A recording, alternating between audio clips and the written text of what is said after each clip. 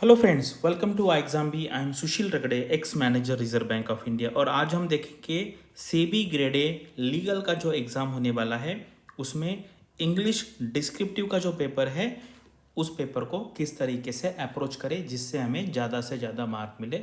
चलो video start करते हैं। मैक्सिमम क्वेरी जो आती है स्टूडेंट्स की ना कि sir is given time enough for preparation if I start now. अगर आज की आप बात करेंगे तो 36 डेज़ है हमें फ़ेज़ 1 के लिए, यानी कि फ़ेज़ 2 अगर आप देखेंगे तो टोटल 70 डेज़ है। एंड अभी हमें क्या पढ़ना चाहिए, आपको पता है सेबी का जो फ़ेज़ 1 है, फ़ेज़ 1 मुझे तो ऐसे लगता है कि ये जस्ट एक फॉर्मल प्रोसीजर है कि जो कैंडिडेट मतलब बिल्कुल ही सीरियस नहीं है, जिनको 40% मार्क्स ओवरऑल नहीं मिलते हैं, उनको स्क्रीन आउट करने के लिए, ठीक है। अदरवाइज़ मैक्सिमम लोग, अगर आपने थोड़ा भी पढ़ाई किया है तो आप ये एग्ज़ाम क्लियर कर जाएंगे। रियल जो कंपटीशन है वो फ़ेज़ 2 में ही है। तो ये आपको पता है 5 अगस्त को है, और मैंने आपको काफ़ी पहले ही बता दिया था कि 5 अगस्त को फ़ेज़ 1 होने वाला है। 9 सितंबर को इसको फ़ेज़ 2 एग्ज़ाम है। काफ़ी अच्छी वैकेंसीज आई है, अदरवाइज़ 10-12 के आसपास वैकेंसी होती है, कभी कभी सिंगल डिजिट में भी होती है। तो हर कैटेगरी में इस बार अच्छी वैकेंसीज आई है। तो यहाँ पर देखो, ये मैंडेटरी है एंड डिज़ायरेबल है ना। तो अगर आपका परफॉर्मेंस अच्छा है, आप अगर इंटरव्यू में अच्छे मार्क्स देते हैं तो वो आपको लेंगे। तो बिल्कुल ही ऐसा मत कीजिए, आपको अच्छे से ट्राई करना है। डिस्क्रिप्टिव आपके हाथ में है और आपको पता है कि 1.5 मार्क्स आपको एक्स्ट्रा मिलने वाला है, तो उससे इतना फ़र्क नहीं पड़ेगा। आपका जो जिनके पास एक्सपीरियंस नहीं है उनकी पॉसिबिलिटी ज़ीरो नहीं हो जाती है, मुझे इतना कहना है। और अगर आप में सब्सटेंस है, आपके आंसर्स में अगर आप आपकी अच्छी क्वालिटी दिखाते हैं, कम्युनिकेशन स्किल दिखाते हैं, वो डेफिनेटली आपको सेलेक्ट करेंगे। तो इसलिए आपको ऑप्टिमिस्टिक रहना है, ठीक है। पेपर 1 का पैटर्न है, ये नॉर्मल हमारा सेबी का एग्ज़ाम होता है उसके जैसा ही है। ये पहला पेपर है आपका।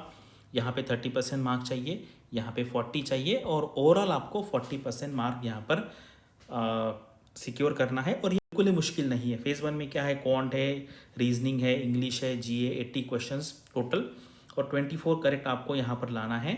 तो आपको 30 मार्क्स मिलेंगे। लेकिन मुझे लगता है आपको यहाँ पर 50 एंड यहाँ पर 50, ओवरऑल 100 मार्क आपको ट्राई करना, यानी कि आप बाउंड्री पे नहीं रहेंगे और आपको कोई मतलब डाउट नहीं रहेगा। जैसे ही प्रीलिम्स हो जाता है 5 तारीख को शाम से ही आपको पढ़ाई फ़ेज़ 2 की चालू करनी।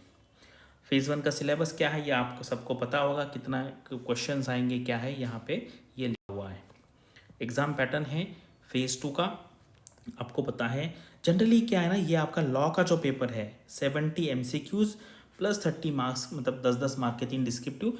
यहाँ पे मुझे लगता है ना maximum students near about similar करेंगे, लेकिन यहाँ पर बहुत फ़र्क पड़ सकता है। यहाँ पर 40 भी मार्क्स मिल सकते हैं, यहाँ पे 70-75 भी मार्क्स मिल सकते हैं। तो मुझे लगता है ये जो पेपर है ये डिसाइडिंग होगा। और आपको पता है आप जब लॉ ऑफिसर ज्वाइन करोगे तो यह ड्राफ्टिंग स्किल्स बहुत अच्छी होना यहाँ पर मैंडेटरी है। इसलिए ये जो पेपर है मुझे लगता है बहुत अच्छी तरीके से चेक होगा, और इसके बेसिस पे सिलेक्शन मुझे लगता है डिसाइड हो सकता है कि होगा या नहीं होगा।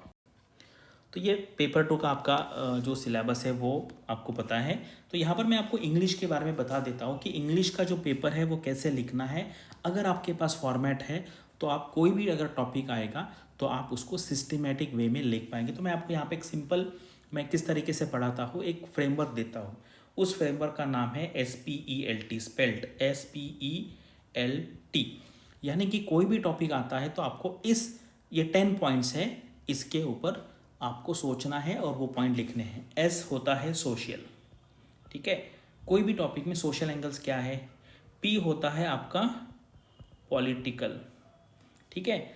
उसके बाद E के 3 पॉइंट है, एक है इकोनॉमिक, ठीक है, दूसरा है एनवायरमेंटल, और तीसरा है इथिकल। और आप अगर लॉ प्रोफेशन में है तो इथिकल एंगल भी बहुत इंपॉर्टेंट है।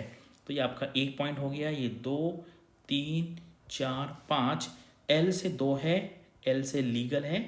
लीगल एस्पेक्ट क्या है, यानी कि कोई अगर लॉ बना है तो आपको लिखना पड़ेगा। एंड L से एक कॉन्स्टिट्यूशनल भी आता है, अगर कॉन्स्टिट्यूशन में कोई स्पेसिफिक प्रोविजंस है तो उसके ऊपर आपको लिखना है। तो ये हो गया 6, ये हो गया 7 पॉइंट। T से 3 पॉइंट आते हैं। एक है टाइम, टाइम यानी कि अगर आपको पास्ट की कुछ एग्जांपल्स पता है, प्रेजेंट की कुछ एग्जाम्स पता है, फ्यूचर का आप क्यों कुछ व्यू देना चाहते हो वो लिखना है। उसके बाद ये है थिंकर है, ठीक है। अगर आपको कोई थिंकर का कोई कोट पता है, जैसे महात्मा गांधी का कोट आपको पता है, स्वामी विवेकानंद का कोट पता है, कोई फॉरेन ऑथर है जैसे कार्ल मार्क्स का पता है, डॉक्टर अंबेडकर का पता है, नेहरू का पता है, या अगर अभी हमारे एग्जिस्टिंग पीएम नरेंद्र मोदी जी उनका कुछ कोट है तो वो भी आप वहाँ पे लिख सकते हैं। एंड लास्ट में है आपका टेक्नोलॉजी, यानी कि ये हो गया 8, 9 एंड 10। तो आप अगर किसी भी टॉपिक को ये 10 एंगल से देखेंगे, और ऐसा ज़रूरी नहीं कि हर टॉपिक में आपको ये 10 के 10 पॉइंट्स मिले, कुछ पॉइंट्स ऐसे होते हैं जैसे कोई लीगल रिलेटेड इशू है तो उस पर आप ज़्यादा लिखोगे, कोई इकोनॉमिक है तो वो ज़्यादा होगा। तो ये 10 एंगल पे सोचना है, और एटलीस्ट मुझे लगता है 1-2 लाइन भी अगर आप ये सारे एंगल्स पे लिखोगे, अगर कुछ नहीं आता है तो 1 लाइन लिखोगे, और जहाँ पे रिलेवेंट है वो ज़्यादा लिखोगे, तो जो पढ़ने वाला है उसको समझ में आएगा कि यार इन्होंने सारे एंगल से ये टॉपिक कवर किया है। इस तरीके से आप लिखेंगे। और ये याद रखिए कि ये हमारा इंग्लिश का पेपर है, यहाँ पर आपको इंग्लिश की स्किल्स दिखानी है। तो मुझे ऐसे लगता है आपका जो लॉ वाला पेपर होगा उसमें 70% वेटेज आपके नॉलेज को होगा एंड 30% वेटेज आपके इंग्लिश को होगा।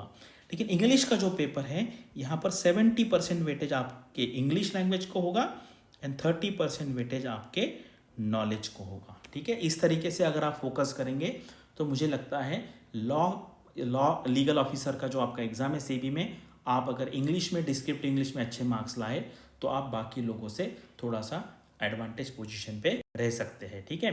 फेज 2 में ये सारा आपको पता है, ये मैं फिर से रिपीट नहीं करूँगा। अभी ये हमारा प्लेटफॉर्म है, यहाँ पर आप जाइए और ये हमारे फ्री मॉक टेस्ट है, आप यहाँ पे जाके दे सकते हैं किस तरीके से ये हमने डिज़ाइन किया हुआ है। एक्चुअल आपका जो एग्ज़ाम है उसी तरीके से ये है। आप MCQ की यहाँ प्रैक्टिस कर सकते हैं, डिस्क्रिप्टिव की प्रैक्टिस कर सकते हैं। ये प्लेटफॉर्म है, यहाँ पर क्वेश्चन होगा, आप यहाँ पे आंसर लिखिए। इसी तरीके से इंग्लिश का भी प्लेटफॉर्म होगा।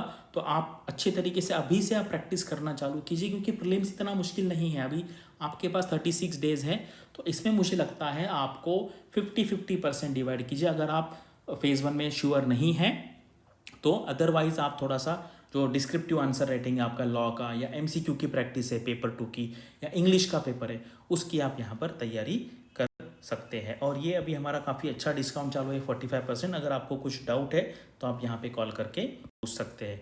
Thank you for watching this video and all the best for your studies and upcoming examinations.